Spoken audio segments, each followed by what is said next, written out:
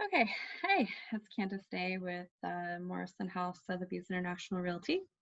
And I decided that I am going to try to make a little video here.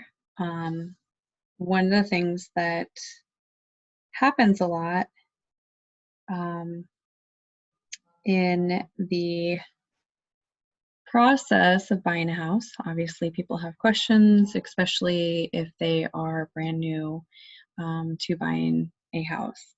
And so I have actually written up some information about the first couple of processes that you go through. And so I just want to share that with you today because it's a lot of information.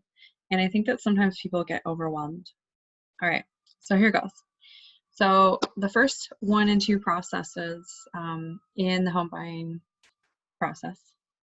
Can I say process one more time? Process. First of all, you're going to want to set the parameters. A lot of times people want to go out shopping and they just go all over the place.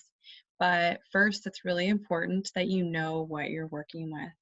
Um, you definitely, think about it like making a cake or something, right? So you got to get your ingredients together. You got to know what kind of cake you're making, right? So you need to know what you have and what you don't have, and so the first is taking a good honest look.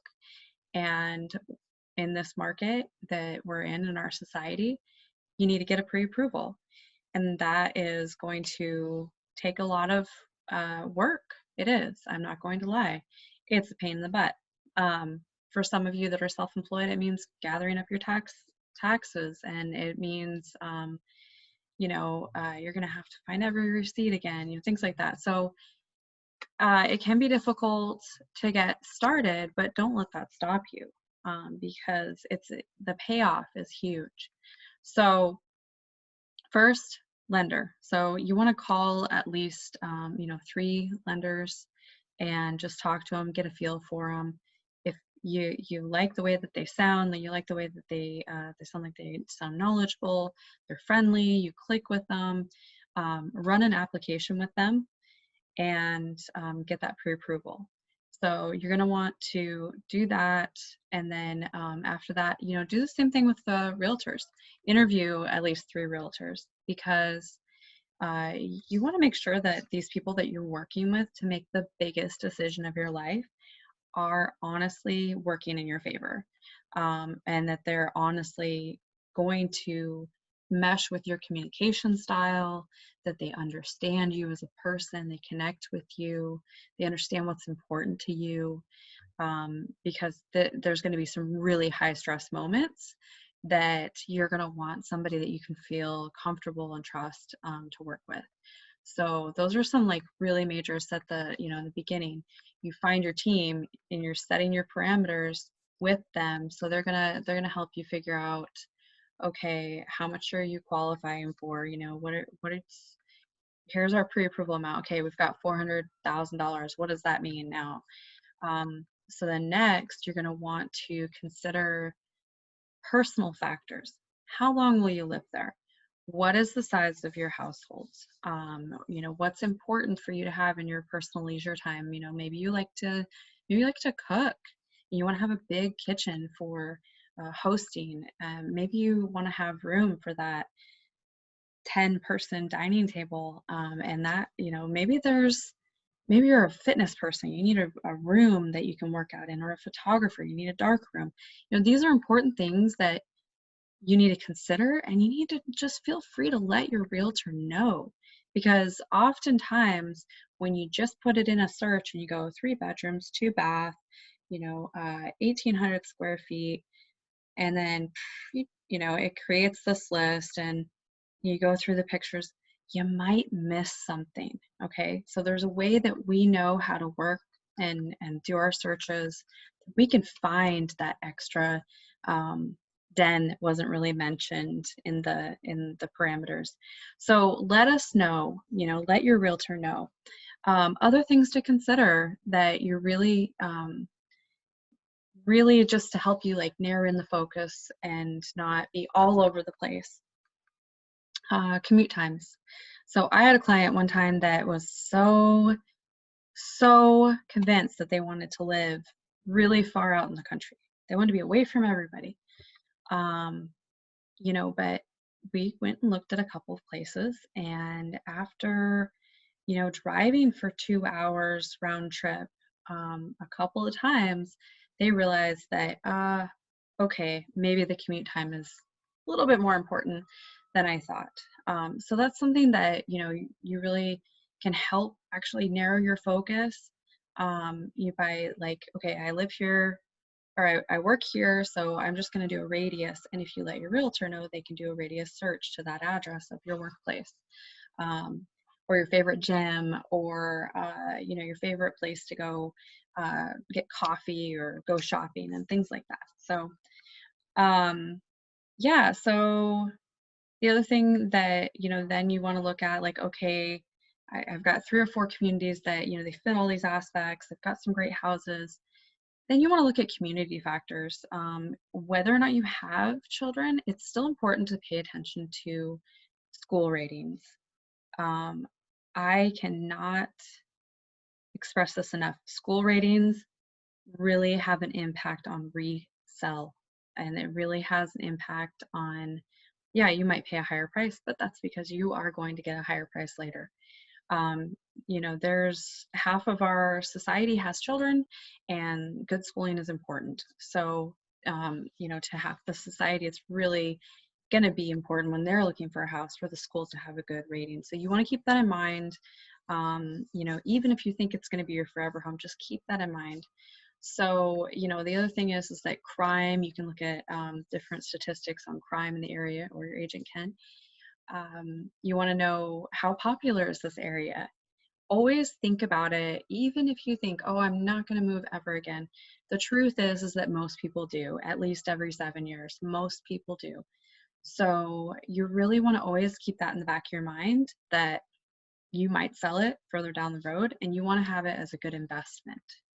Or a good rental. So choosing an area that's popular, it's competitive, sometimes that can be a really good win for you. You want to look at the job market and know that there's a lot of good industries. So if there's an area that is just supported by one industry, that could be a little bit scary, because if that industry collapses, then you have a lot of people trying to get out of their houses at once. This is going to affect your the value of your home. So you want to look at a good, healthy economy that's been stable over a long period of time. So that's just across the board anywhere in the nation if you're looking to buy. So things to consider. And then, do you want an HOA or not an HOA? A lot of people, they don't like to feel like somebody's watching over them. But HOAs can also be good because they keep the level, there's a standard in the community of how the property should be maintained, so that also keeps your prices, your home values better. So, and then after that, you want to think about the structural aspect, right? So what kind of architecture appeals to you? Do you like farmhouse? Do you like an Italian villa style? Do you want something that is more modern? I mean, we all have these things that we're kind of drawn to. So, these things are really important. And once you kind of get all these questions answered, and you have a really honest conversation, especially within your household, then you can take that information, give it to your realtor, and then they know exactly what you're looking for, right? And we see so many more houses over a longer expanse of time. So you might say, describe a house that is in a neighborhood that I know about, but nothing's on the market. But if you give me all these factors and all this information about who you are, what's important to you, then I can match you with that particular neighborhood, that particular house, and I can send out letters, and I can say, hey, I've got a buyer. Hey, we want to buy this house. We're going to offer you this. This is stuff that we can do.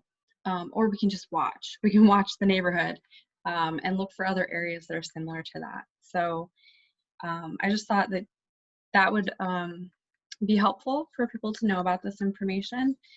And the other second part of the processes would be the making the offer. So let's just say found your perfect house and now you're ready to go. Making the offer is so exciting and it is so scary for everybody. So how does it work? So especially in our current market, we're still in a seller's market. Seller's market is the seller has the ability to set a high price and they're going to have many offers. So if you find the right house and it just hit the market, you can expect that if it's a great house and it's in a popular neighborhood and it's priced right, it is going to be just, it's going to be, everybody's going to be in. You're going to have, you know, at least 10, maybe even 20 offers depending. And it's going to be, you know, bring your A game. And that's when it gets really hard because people fall in love and they start dreaming. And then if they're not able to bring their A game, you know, then they can lose out on that wonderful house. And that can be really hard. And this might happen a couple of times. Even if you do bring your A game, even if you do go over a list and I'm going to cover closing costs and I'm going to, you know, just waive any repairs, you know, things like that. Don't recommend that last part, but you can still lose. You know, sometimes a cash buyer can come in at $400,000. Yes, it does happen. And it's really hard to beat that. So cash is king. So, you know, it's a lot like you just got to keep fishing. You know, the right one is out there. Similar to dating is what I compare it to. So let's just say got the offer. What's usually expected, or when you're writing the offer, what's usually expected is between $1,000 and $3,000 earnest money at least. Now that's in our median average home value pricing. You know, as the price of the home goes up, the price of the earnest money goes up. What is earnest money? Earnest money is your skin in the game and your commitment to the seller that I am going to do everything I can to become qualified and to get my loan finalized and approved and buy this house. I'm going to do all my stuff. I'm going to, you know, that I'm going to apply. I'm going, well, in this market, you're already applied, but it's just that you're going to have the follow through and that you're going to commit to it.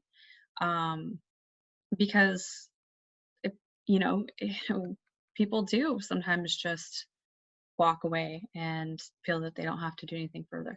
And the seller loses out if that happens. They're going to lose money. Their house is going to look bad on the market. So that's the commitment, that's the guarantee to them. So earnest money actually can either be refunded or applied to your total balance at the end. So it's kind of up to you. So it's not like a huge loss. You know, it is going to help you. It's not like you're just giving away the earnest money. You know, it's gone.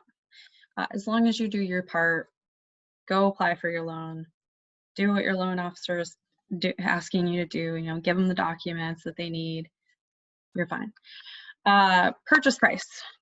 So in this market, the purchase price is almost always at list or above.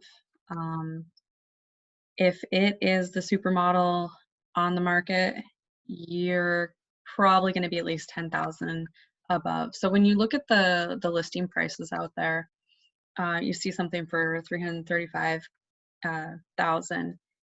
You can expect that you'll probably have to come in at about 345,000. That's just the way that the seller's market works. But even with it being a seller's market, we do have the ability to ask for things from the seller.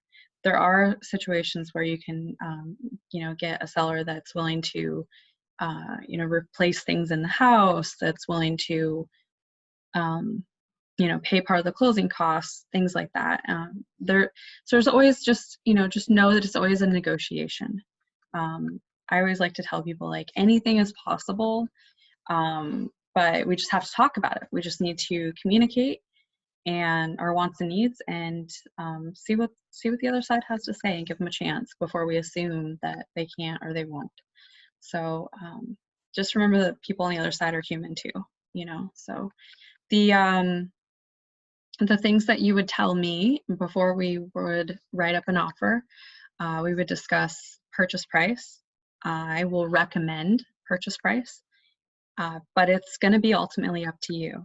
I will advise based on my knowledge of what I know of the market and the feel for what I'm getting from when I talk to the agent, you know, about where they're hoping to be, or, you know, what they can't give away their position, but, you know, they can kind of tell me, like, oh, we have, you know, 10 offers on the table, things like that. So that will let me know, like, if there's a lot of offers on the table, then I need to make sure that we're coming in competitively. So and just prepare you for the possibility that this might just be fun playing the game for a moment.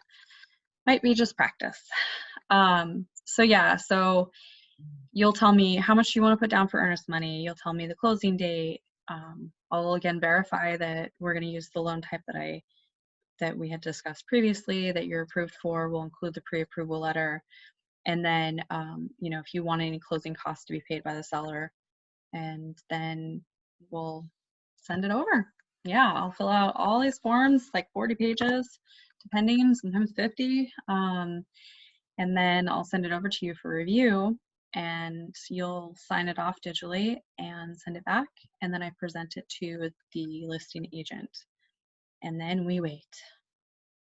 So if they accept the offer, we might have a little negotiating back and forth, but if they accept the offer, everything goes mutual, we're signed around, and congratulations, you have a house. No, not quite.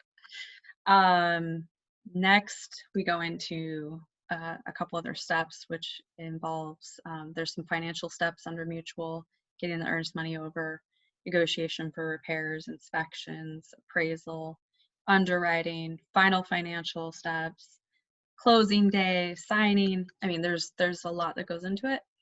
I handle most of that. So that's my job. That's what I do. That's why you hire me. Oh, by the way, I'm the buyer's agent. You don't pay me. That comes from the seller. When you're a seller, it's your turn to pay. So that's how it works. And if you have any questions, feel free to give me a call at 360-539-7162, or you can message me.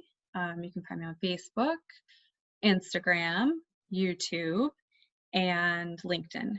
So you'll find me under cday Real Estate for Instagram and Facebook, and then under Candace Day on LinkedIn. So I hope that you found this video informative, and let me know if you have any further questions or any other topics you would like me to cover in the future, and I would be happy to discuss those. Bye. Thanks for watching.